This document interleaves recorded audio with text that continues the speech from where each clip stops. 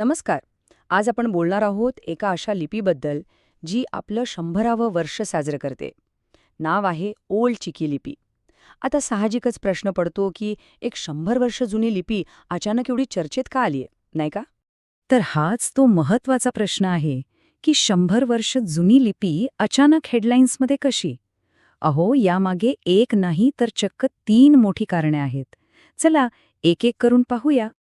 सगळ्यात पहिलं आणि खरं तर सर्वात मोठं कारण आपल्या भारतीय संविधानाचं, हो, देशाच्या सर्वोच्च कायद्याचं अधिकृत भाषांतर आता ओल्ड चिकी लिपीत उपलब्ध झालंय. विचार करा, देशाच्या सर्वोच्च ग्रंथात स्थान मिळणं किती मोठी आणि ऐतिहासिक गोष्ट आहे ही. आणि थांबा, गोष्ट इथेच संपत नाहीये. या लिपीच्या सन्मानार्थ भारत सरकारने चक्क 100 रुपयांचं एक खास स्मारक नाणं जारी केलंय. आता यावरूनच आपल्याला तिच्या सांस्कृतिक महत्वाचा अंदाज येतो. आणि या यादीत तिसरी गोष्ट म्हणजे या 100 वर्षांच्या प्रवासाला सलाम करण्यासाठी एक खास पोस्टाचं तिकीटही काढण्यात आलंय. म्हणजे बघा, संविधान, नाणं आणि आता टपाल तिकीट या तिन्ही गोष्टी मिळून ओल्ड चिकी लिपीला मिळालेलं राष्ट्रीय महत्त्व अगदी स्पष्ट करतात. ओके, तर आता या सगळ्या बातम्यांनंतर मनात उत्सुकता तर नक्कीच वाढली असेल की ही ओल्ड चिकी लिपी नक्की आहे तरी काय आणि तिचा संबंध कोणत्या भाषेशी आहे. तर ओल्ड चिकी ही आहे संथाळी भाषेची अधिकृत आणि वैज्ञानिक लिपी. आता संथाळी ही आपल्या देशातली एक खूप महत्त्वाची आदिवासी भाषा आहे, जिला हजारो वर्षांची एक प्रचंड समृद्ध मौखिक परंपरा आहे. कल्पना करा, पिढ्यानपिढ्या या भाषेमधलं ज्ञान, त्यांच्या गोष्टी, त्यांची गाणी हे सगळं फक्त तोंडी बोलून जपलं गेलं होतं. का? कारण त्याला लिपीच नव्हती. आणि ही लिपी म्हणजे एकूण 30 अक्षरांची एक परिपूर्ण वर्णमाला आहे. म्हणजे काय, तर यात प्रत्येक स्वरासाठी आणि प्रत्येक व्यंजनासाठी एक स्वतंत्र डेडिकेटेड अक्षर आहे. याचा सगळ्यात मोठा फायदा हा की संथाळी भाषा लिहिण्यासाठी आता दुसऱ्या कुठल्याही लिपीवर अवलंबून राहण्याची गरज उरली नाही, ती स्वयंपूर्ण झाली. माहीत आहे, प्रत्येक मोठ्या निर्मितीमागे ना एक मोठी दूरदृष्टी असते. आणि ओल्ड चिकी लिपीच्या बाबतीत ही दूरदृष्टी होती पंडित रघुनाथ मुर्मू यांची. हे लक्षात ठेवणं महत्वाचं आहे की त्यांनी फक्त अक्षरं नाही घडवली, तर एका संपूर्ण समाजाला स्वतःची एक नवी ओळख दिली. ही टाईमलाईन बघा, सगळा प्रवास अगदी एका नजरेत समोर येतो.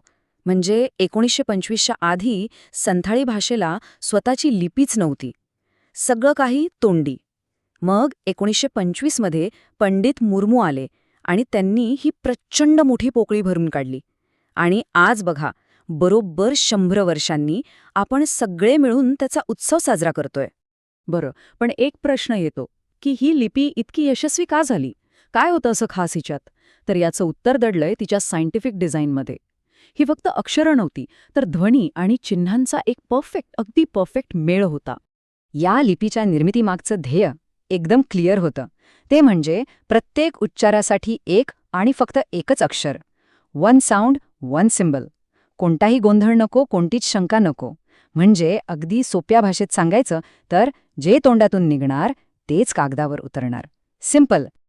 आणि इथेच या लिपीची खरी गंमत आहे. बघा, संथाळी भाषेत ना काही असे खास उच्चार आहेत जे तुम्ही देवनागरी किंवा रोमन लिपीत लिहूच शकत नाही. म्हणजे अचूकपणे तर नाहीच नाही. पण ओल्ड चिकी लिपी खास म्हणजे अगदी टेलर मेड संथाळीसाठीच बनवली गेली आहे. त्यामुळे होतं काय की प्रत्येक शब्द जसा बोलला जातो अगदी तसाच्या तसा लिहिला जातो. एखाद्या लिपीचा जन्म होणं म्हणजे फक्त काही अक्षरांचा जन्म नसतो, तो एका संस्कृतीच्या भविष्याचा पाया रचला जातो. आणि ओल्ड चिकी लिपीने संथाळ समाजासाठी नेमकं अगदी हेच काम केलंय. या एका लिपीमुळे अक्षरशः एकामागे एक दरवाजे उघडत गेले. स्टेप 1, संथाळ समाजाची भाषिक ओळख एकदम पक्की झाली, मजबूत झाली. स्टेप 2, मुलांसाठी त्यांच्या स्वतःच्या भाषेत शिकण्याचा मार्ग खुला झाला, जे खूप महत्वाचं होतं. आणि मग स्टेप 3, साहित्य, सरकारी कामकाज अशा सगळ्याच क्षेत्रांमध्ये संथाळी भाषेचा वापर अभिमानाने होऊ लागला. आणि खरं तर हाच या संपूर्ण कथेचा सार आहे. जेव्हा एखाद्या भाषेला स्वतःची, तिच्यासाठीच बनवलेली वैज्ञानिक लिपी मिळते ना, तेव्हा ती फक्त बोलण्या-लिहिण्याचं एक साधन राहत नाही. ती त्या समाजाचा सांस्कृतिक वारसा जपणारं आणि त्याला अजून मजबूत करणारं एक शक्तिशाली कवच बनते. ओल्ड चिकी लिपीची ही गोष्ट ऐकल्यावर शेवटी एक मोठा प्रश्न मनात येतोच की आपल्या जगात अशा आणखी किती भाषा असतील, किती संस्कृती असतील, ज्या आजही आपल्या ओळखीसाठी, आपल्या अस्तित्वासाठी फक्त एका योग्य लिपीची वाट बघत असतील. खरंच, विचार करायला लावणारी गोष्ट आहे ही, नाही का?